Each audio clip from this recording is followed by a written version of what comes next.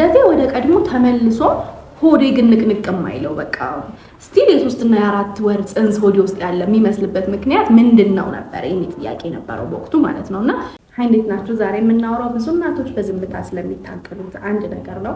ልጆቻችንን ወልደን ወደ ቀድሞ ክብደታችን ከተመለስን በኋላ ነገር ግን ሆዳችን አካባቢ ስቲል የ3 እና የ4 ወር ጽንስ ያለ ሊመስል ይሄ እንዴት ግራ እንደሚያጋባና ተስፋ እንደሚያስቆርጥ በደንብ አድርጌ አውቀዋለሁ። ምክንያቱም እዛ ቦታ ነበርኩኝ። በተለይ 3 ልጆችን በአንዴ ለተሸከመ ሰውነት ነገሩ ከውርጭ በላይ እንደሆነ የተረዳሁት በጣም ቆይቼ ነው። ዛሬ ስለ ዲያስቴሲስ ሬክታይ ወይም ደግሞ የሆድ ጡንቻዎች መራራቅ ያለኝን ተሞክሮ እንዴት ራሳችንን ዳያግኖስ ማድረግ እንደምንችልና ክፍተቱን ለመድፈን የሚረዱ እንቅስቃሴዎችን በዝርዝር እነግራችኋለሁ። ያለኝን ተሞክሮ ራሳችንን እንዴት ዳያግኖስ እንደምናደርግና ክፍተቱን ደግሞ የተወሰነ መድፈን እንድንችል የሚያደርጉንን እንቅስቃሴዎች በዝርዝር እናያለን። ከቲክቶክ የመጣችሁ ኦልሬዲ አጠር ያለ ነገር ሰጥቻችኋለሁ፣ ግን ዩቲዩብ ስለሆነ በዝርዝር ለማውራት ስለሚመች ለምን ይሄ ሁሉ ሰው እየተቸገረበት ከሆነ እኔ ካለኩበት ነገር ሼር አላደርጋቸውም የምትጠቀም እናት ትኖራለች በሚል። ዲያስቴሲስ ሬክታይ ማለት በግራና በቀኝ የሆድ ጡንቻዎቻችን መካከል ያለው ቲሹ ሲለጠጥና ክፍተት ሲፈጥር ማለት ነው። ክፍተት መኖሩ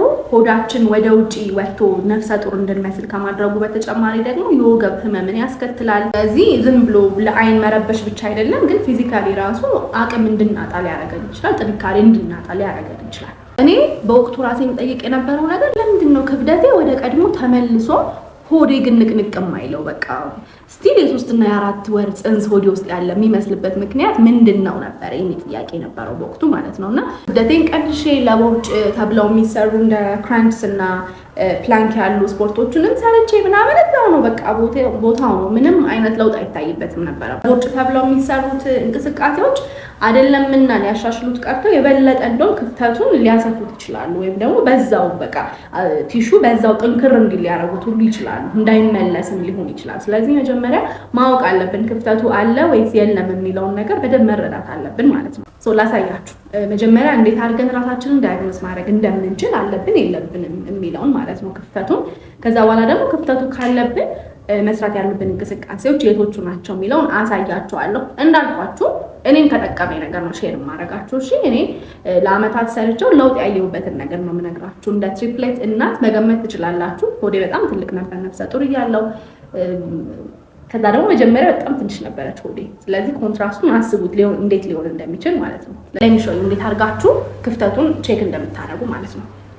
መጀመሪያ እንደዚህ ተኛላችሁ መሬት ላይ ትተኙና ይሄ ወገባችሁ ከመሬቱ ጋር በደንብ ጥብቅ ማለት አለበት። ከዛ እግራችሁን እንደዚህ ጉልበታችሁን ታጥፋላችሁ። አንገታችሁ ትንሽ ቀና ትላላችሁ። ከዛ በኋላ ጣታችሁን ተወስዱና በሁለቱ ጡንቻዎቻችሁ መሀል ክፍተት እንዳለ ቼክ ታደርጋላችሁ። ክፍተቱን ቼክ ስታደርጉ ከሁለት ጣት በላይ የሚያስገባ ከሆነ አለባችሁ ማለት ነው ዲያስቴሲስ ሬክታይ። ስለዚህ እንቅስቃሴዎቹን ማድረግ አለባችሁ። እንዳልኳችሁ በአጭር ጊዜ አይደለም ለውጥ የምታዩት፣ ግን ኢት ወርዝ ኢት። ምክንያቱም ስትሰሩ እንቅስቃሴውን ያን ያህል ታይም ኮንሱሚንግ አይደለም።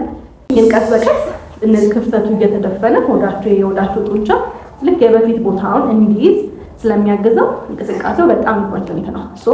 እኔ የምሰራቸውን እንቅስቃሴዎች ላሳያቸው። የመጀመሪያው እንደዚህ ያደርጋለሁ፣ ታያችኋል ብዬ ተስፋ አደርጋለሁ።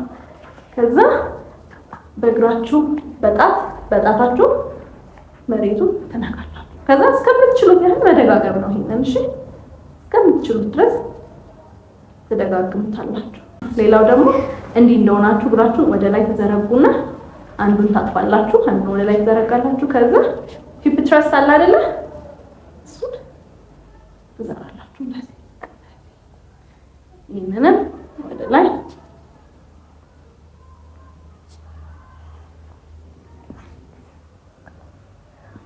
ሌላው ኖርማል ሂፕ ትረስት ነው። ይሄ ለመቀመጫ ለማውጣት የሚጠቅመው ማለት ነው። እሱም በጣም ጥሩ ነው።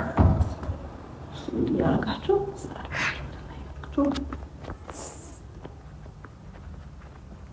ከዛ መጨረሻው ደግሞ እንደዚህ እንደተኛችሁ ይሄንን መደጋገም አትርሱ። እሺ ትንሽ ነው ማሳያችሁ፣ እናንተ ደጋግሙት።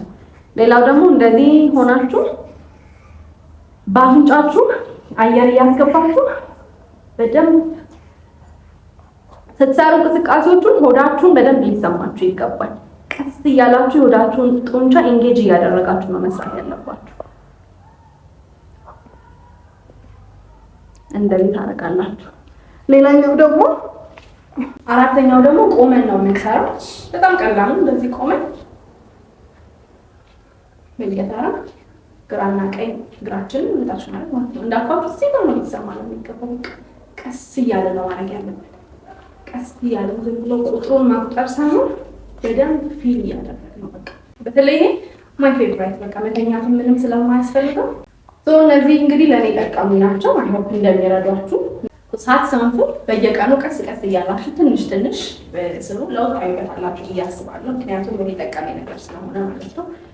ይህ ይጠቅማችኋል ብዬ ተስፋ አድርጋለሁ። ሰብስክራይብ አድርጉ ፋሚሊ። ሁሉ እንደዚህ አይነት የሚረዳ ነገሮች በተለይ ከእናቶች ጋር በደንብ ይጠቅማችሁ የሚችላችሁ ነገር ሼር አደርጋችኋለሁ።